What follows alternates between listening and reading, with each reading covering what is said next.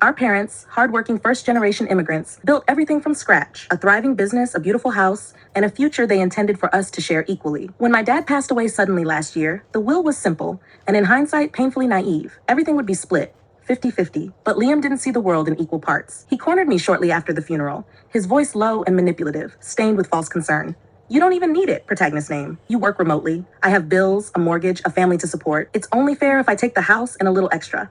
Fair. That word haunted me later, because what he did next, the calculated psychological warfare he waged, was anything but. A few weeks after the emotionally exhausting will reading, the strange occurrences began. At first, they were small, easy to dismiss. I'd hear footsteps outside my window late at night, sounds that seemed to vanish the moment I turned on the lights. Then my newly installed garden gate, which I specifically remembered latching, would be left wide open. Next, I started finding discarded cigarette butts near my window well, even though no one in our cul-de-sac smoked. The feeling of being constantly, intensely watched was a cold, oppressive weight I couldn't shake. I started losing sleep, constantly checking the door locks. When I nervously brought these incidents up, Liam told me I was overthinking, that I was exhausted from grief.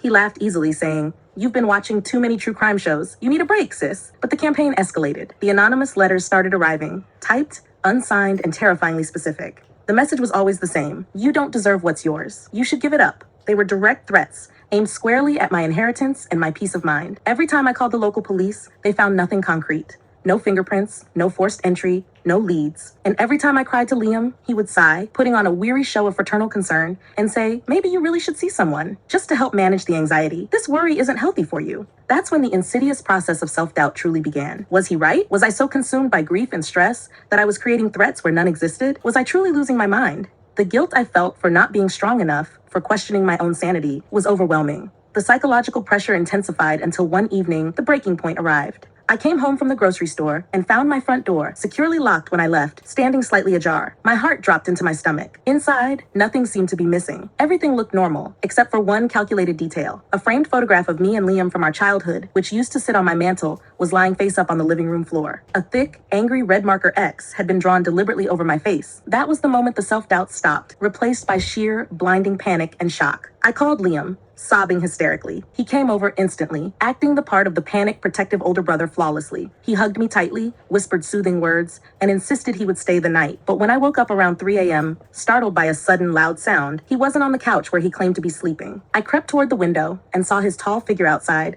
talking in hushed tones to someone in the driveway. I saw shadows moving quickly, and a car, a beat-up sedan I didn't recognize, drive away almost silently. When I asked him about it the next morning, he yawned broadly and dismissed me. "Oh, I was just going out for some air. You were having a terrible nightmare. You were screaming in your sleep." But something in his voice,